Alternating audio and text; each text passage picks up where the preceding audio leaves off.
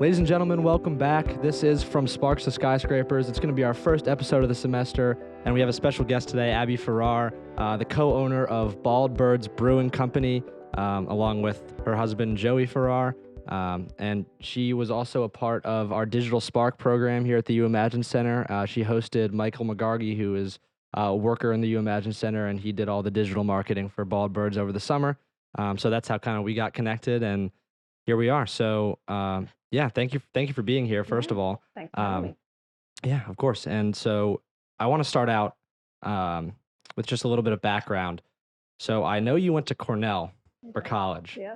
And what was your major there? Applied economics was my major. And now you own a brewery? That's true, yeah.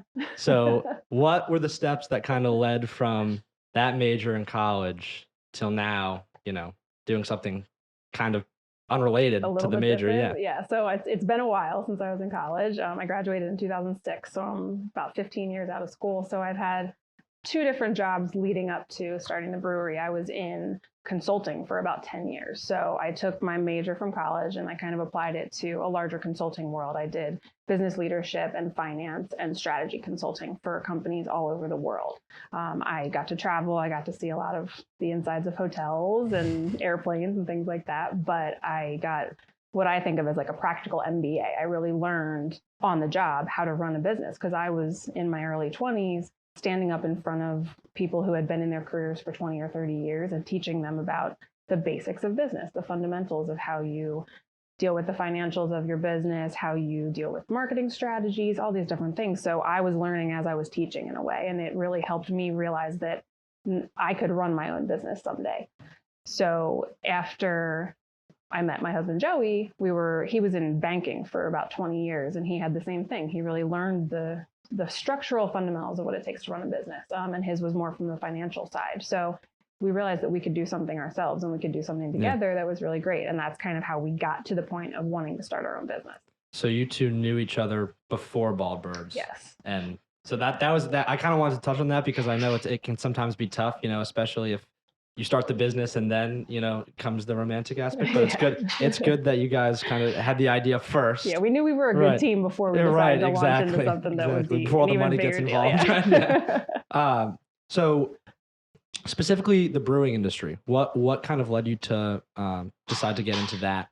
So in Joey's capacity as a banker, he was part of the team that vetted Victory Brewing Company when they were looking to do some big expansion about 15 years ago. So he got to do a lot of deep research on their business. He got to go in and meet with the owners. He got to talk to their financial people. He got to learn from the banking side what it takes to run a really successful production brewery. And he loves craft beer. I mean, it's always been a passion of his. And he's been saving and saving and saving for about 15 years. After that initial contact with Victory, he just knew in the back of his mind that might be something he could do someday. So it was just kind of something always on the back burner for him. But then as we got to a point in our lives where we were ready to make a change for both of us with our careers, it was the thing that kept coming up in conversation, and that he really thought, like, let's make a run at this. And that's kind of how we got to that idea. Yeah. So you have this idea, and now you know, all right, I want to get into the brewing industry. What are the steps from taking it idea to reality? So historically in the brewing industry, it takes a very long time to go from concept to actual production. We ended up doing it from the day we wrote our business plan to the day we opened our doors was just over 18 months, which is a hugely accelerated time frame from what is traditional. So the first step was write a business plan. See, is this an actual viable business for us? So we started with writing the idea behind what we wanted our brand to be, what we wanted our strategy to be facing customers, what kind of beer we wanted to put out there, and then taking a really deep dive into the financial side and looking at what it would cost to buy equipment, to get a lease, to do all these things and find employees and pay the team that we would need to have. And then where would we get the money to do that? And so we had some savings that we put in. And then the other part was thanks to Joey's career in banking, he knew where to go to get the money, like how much and the correct loans. What could we get and what kind of financing was appropriate for us. So those were kind of the steps. It was write that business plan, make sure it was financially viable for us, And we had just had our first kid. We were just starting out as a family. So we really wanted to make sure it was something that had a very high likelihood of success, that we were probably going to be okay financially, since we were both putting our eggs into this basket. We really wanted to get tight on that part. And then we just kind of took it step by step after that. Not only, concepting it and processing it all the way through to reality, but did you ever take into account, like, how long is it going to take us to actually profit off of this thing? Oh, yeah. That was because important. How do you make those predictions? Is there a way to do it, or are you just kind of like, all right, let's see what happens? There are tools out there that could do it for you, but being the kind of finance whiz that he is, Joey just went and built his own. So he would go into went into Excel and built this modeling tool of, okay, here's our startup costs, here's what it's going to take to get us to having a building that we can open to the public. Here's what it's going to take to get the equipment. Here's how long it's going to take to brew the first batch of beer. And then if we sell it and brew some more, here's how long it's going to take for us to turn a profit on this thing.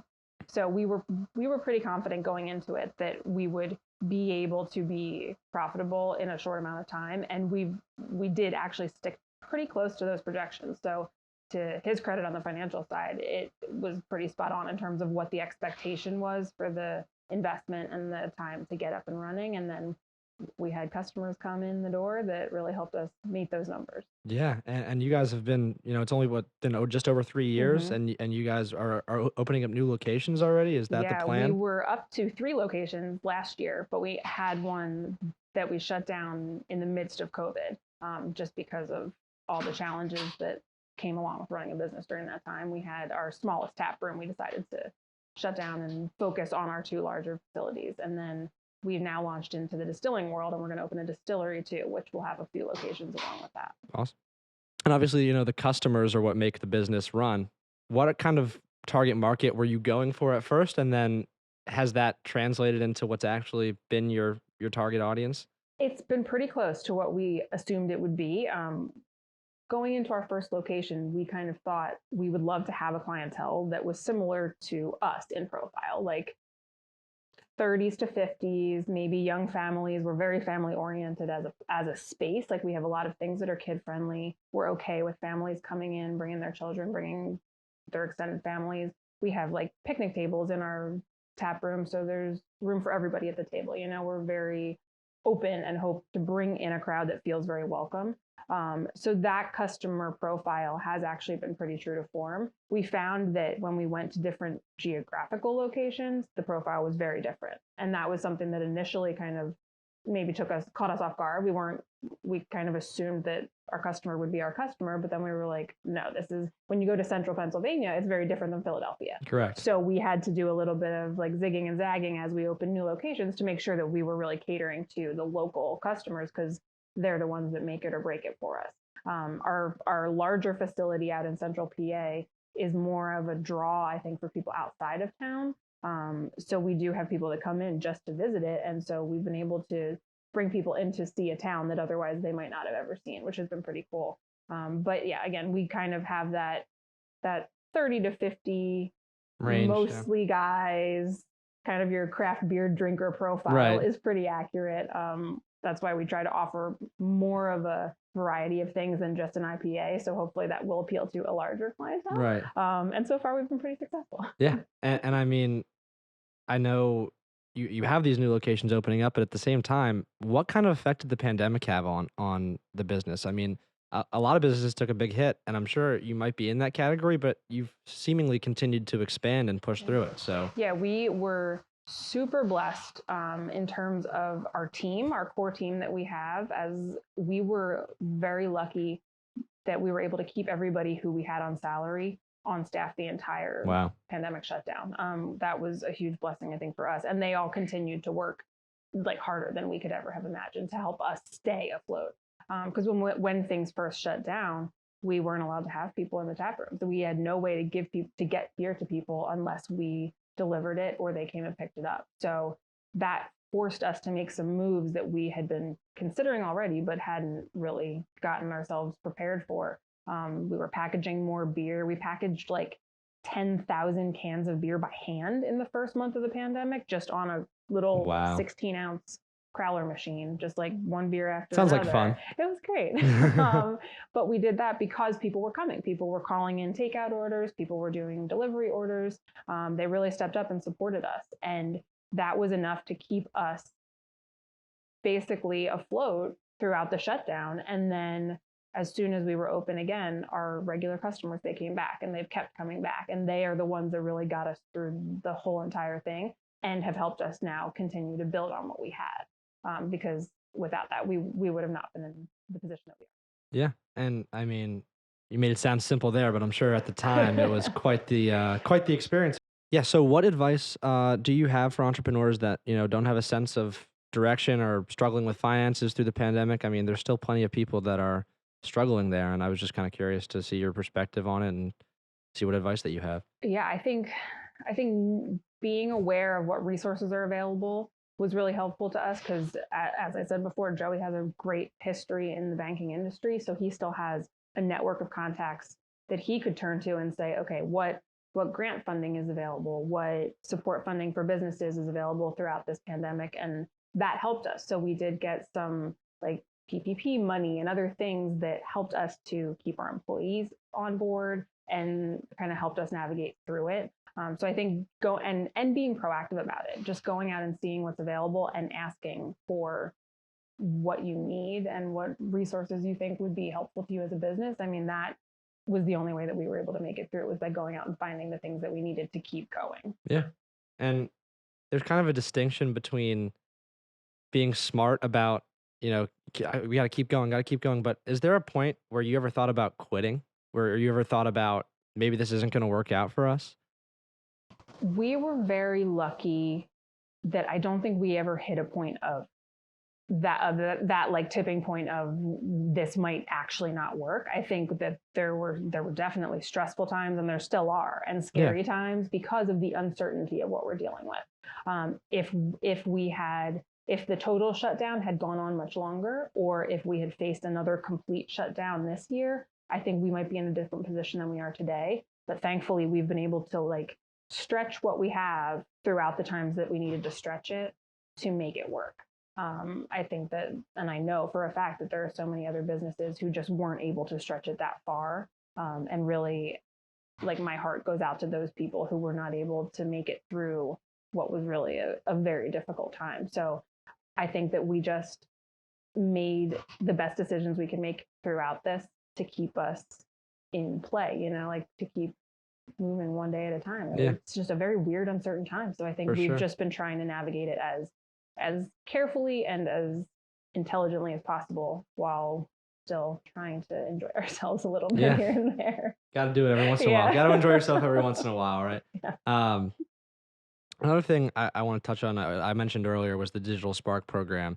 Was digital marketing something that you were struggling with beforehand, or was it just something where you were willing to take one of our, our students on and kind of teach them a little bit about something that you guys already did extremely well? I'm curious to hear. It was very helpful to have Michael come in because, as any small business owner will tell you, you wear so many hats. As someone who wants to be like judicious with where you spend your money, you kind of, Joey and I in particular, both have areas of expertise that we take on in the business. So he deals with the financials and the kind of operational production side of things. I deal with all the marketing, all the legal and stuff, making sure we're not breaking any laws. But that means that I was handling all the social media myself. I was doing all the research on what customers we should be like approaching with our marketing. And we were at a point when the Digital Spark program came to us that we were looking to grow our social media presence because we are opening new locations and going into distilling, which is a new area for us. So that's really where Michael came in and like gave us such a boost up, because if he hadn't been around, I would have been tasked with doing all this research and all this stuff myself. And it's just a bandwidth question, like how much time do I have in a day to be doing all those things? And also raising two little kids at home, it just was personally for me a huge help, because it took some of that weight off of my shoulders of what needed to get done from a research perspective and like an execution perspective on the marketing side. Yeah. For all the young entrepreneurs watching this, you're not all going to start in the same position. There's going to be differences in the strategy that you implement.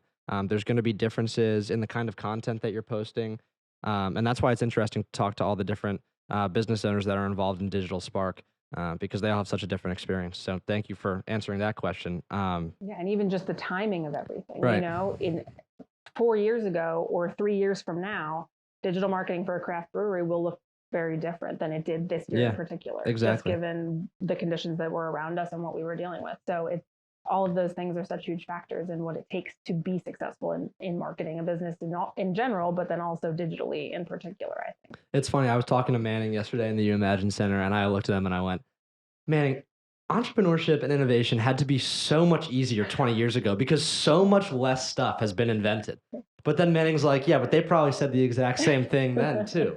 So it's just one of those things that, it really is ever evolving. That means you're getting old when you're looking back and thinking it was easier back then. Yeah, seriously. So I kind of want to dig into a little bit of like the actual procedural stuff that goes on at the brewery. Cool.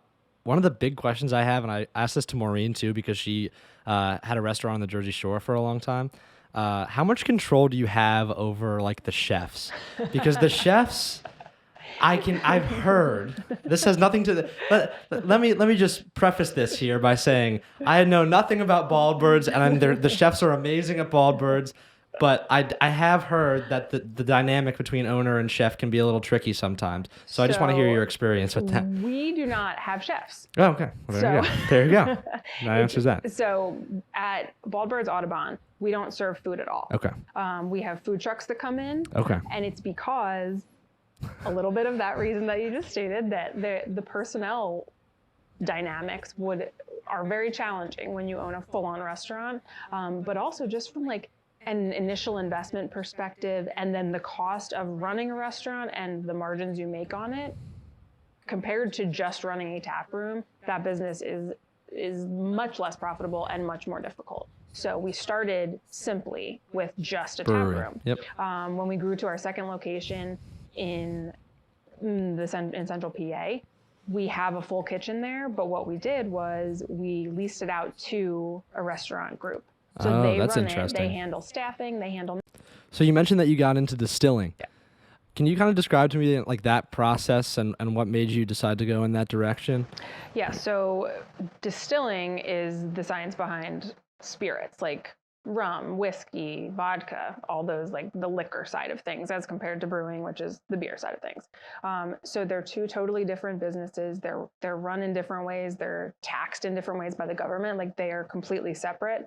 But we saw a really good opportunity to get into the distilling market right now because there's a big trend right now they're called RTDs, which is ready to drink canned cocktails.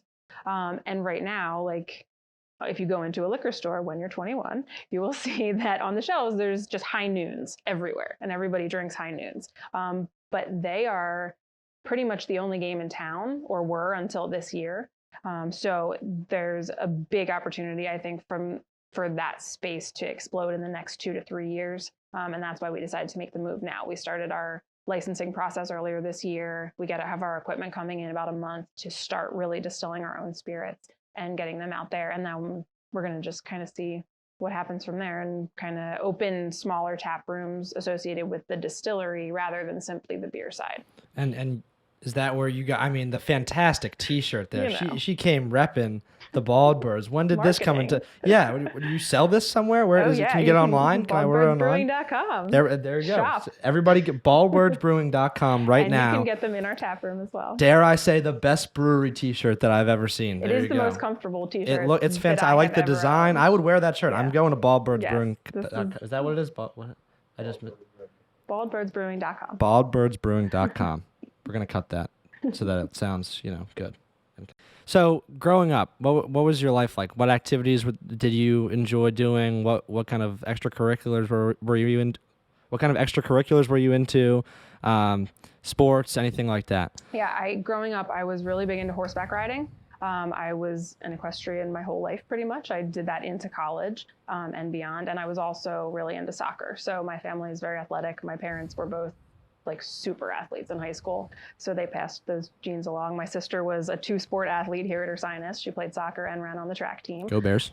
So we were a very athletic family, but my other big passion as a high schooler into college was baking. So I was super into baking wedding cakes and like crazy themed cakes and all this stuff. So those were kind of my two big things in my younger life. So what made you stop equestrian? Was it? It was just like that sad story of growing up. Like you just kind of run out of time for your hobbies. Yeah. I took a break after college because I had been doing it throughout college as a varsity sport. And so it was pretty taxing. And then it's also a really expensive thing to participate in. And when you're 24 and just starting out with your own career, those dollars mean a lot more. Yeah. So I just took a break. And then I actually got back into it a couple of years ago. So I still do it now. And it kind of came back around to being another thing that I'm really in love with. And baking. Well, I love to eat all the things Eating, that are but delicious, it wasn't giving them to other people. I do love watching other people eat the things that I have made, and also the creative side of it. So being able to come up with a recipe and then being able to, I'm very big on making tangible things with my hands. That's something that I get a lot of satisfaction out of. So whether it's building a piece of IKEA furniture or baking a cake and decorating it, there's still that like, oh, I made this thing at the end. And that's super, super fulfilling for me. And it always has been. Yeah. And you think that kind of carried over into, the restaurant / brewery? I think so. Yeah. Idea. I think having that tangible pint in front of you at the end of the day and being able to say, hey, I made this, or I was part of the team that made this. And the satisfaction of seeing our beer in a can on a shelf of a store was like, surprised me how awesome I felt it was. I walked into a beer distributor and saw my beer on a shelf next to all the other beers. And I was like, this is amazing. Like we did this and this is like a real thing. Yeah. So I meant to ask you about that as well, actually, the storefront kind of option, because my dad loves craft beer, and I live down in Virginia, so it's like a lot of like Three Notched. I don't know if you've ever heard of that, but he Total Wine is always his spot. Yep. What was the first store that decided that they wanted to sell your product?